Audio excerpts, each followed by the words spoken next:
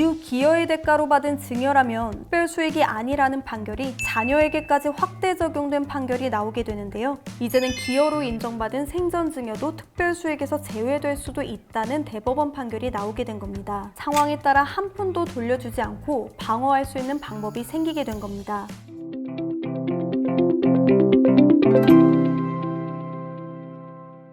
안녕하세요. 상속 전문 변호사 유지은입니다. 상속재판에서 특별수익과 기여분은 매우 중요한 의미를 갖고 있는데요. 특히 상속재산 분할이나 유류분 소송에서 일부 상속인이 받아간 특별수익은 실제 내가 받을 상속금액을 결정하는 데 직접적인 영향을 미치게 됩니다. 반면 기여분의 경우 망인 사망 후 남겨진 상속재산이 있는 경우에만 주장할 수 있기 때문에 그동안 유류분 소송에서는 기여분 주장이 인정되지 않았습니다. 따라서 생전에 부모님을 특별히 부양한 자녀가 사전에 증여받은 재산 역시 특별수익으로 인정되어 부모님 사망 후 평소엔 나몰라라 하던 다른 형제들에게 유류분으로 빼앗기는 억울한 상황들이 종종 발생했는데요. 앞으로는 개정될 법안으로 인해 많은 부분이 달라지게 되었습니다. 오늘은 이와 관련해 생전에 기여한 자녀가 기여의 대가로 증여받은 재산이 특별수익으로 인정되는지 여부에 대해 그동안 변화해온 판례의 흐름과 함께 개정 법안의 내용과 이 법안이 적용되면 앞으로 소송에서 어떤 점이 달라지게 되는지 그 변경점들에 대해 알려드리는 시간을 갖도록 하겠습니다.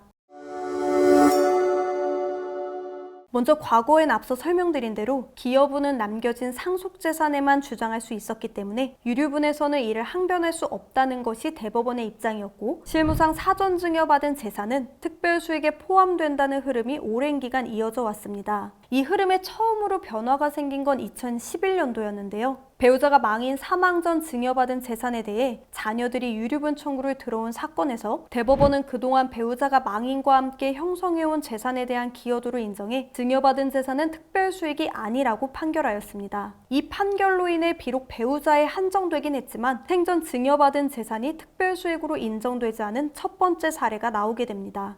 이후 기여의 대가로 받은 증여라면 특별수익이 아니라는 판결이 자녀에게까지 확대 적용된 판결이 나오게 되는데요. 30년 넘게 망인을 모시고 산 자녀에게 물려준 토지에 대해 그 형제들이 제기한 유류분 소송에서 대법원은 해당 자녀가 물려받은 토지는 생전 기여의 대가로 받은 것이기 때문에 특별수익에서 제외된다고 판결함으로써 이제는 기여로 인정받은 생전 증여도 특별수익에서 제외될 수도 있다는 대법원 판결이 나오게 된 겁니다. 기존의 판례의 결과를 뒤집는 매우 유의미한 판례였지만 우리 법에는 아직까지 이에 대한 명확한 규정이 없었기 때문에 기여를 주장하는 쪽이나 특별수익을 주장하는 상대방 모두에게 많은 논란을 일으켰고 관련 소송들이 빗발치기 시작했는데요. 이와 관련해 드디어 2024년 헌법재판소 결정이 발표됨으로써 이와 관련된 논란에 대해 가이드라인이 나오게 되었습니다.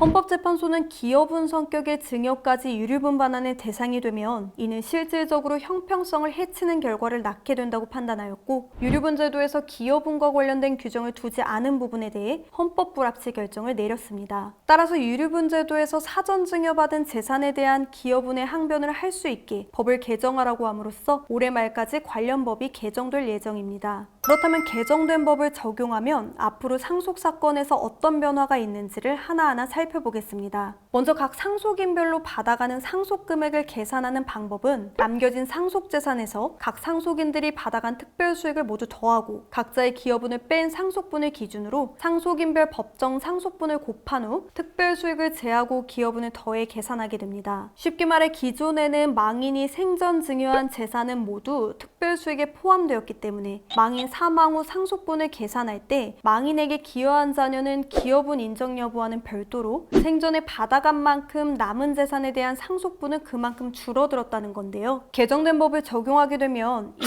기여로 인정된 생전 증여 재산은 더 이상 특별수익에 포함되지 않기 때문에 남은 상속재산을 나눌 때 생전에 증여받은 자녀 또한 남은 상속재산에서 본인의 정당한 상속분을 받을 수 있게 된다는 말입니다. 여기서 한 발 더 나아가 중요한 차이점은 바로 유류분 청구 소송에서 나타나게 되는데요. 기존에는 기여의 대가로 생전 증여받은 자녀는 다른 형제들이 제기한 유류분 소송을 방어할 수 있는 방법이 매우 제한적이었습니다. 상대방이 특별 수익을 증명하거나 본인이 생전 증여받은 재산의 규모를 축소하여 유류분 부족액을 최대한 낮게 만드는 방법을 통해 최소한으로 돌려주는 쪽의 방어가 소송의 주된 방향이었는데요. 이제는 생전 증여 재산에 대해 기여를 인정받게 되면 상황에 따라 한 푼도 돌려주지 않고 방어할 수 있는 방법이 생기게 된 겁니다. 결국 유류분 소송이 앞으로는 더 복잡해질 것으로 예상됩니다.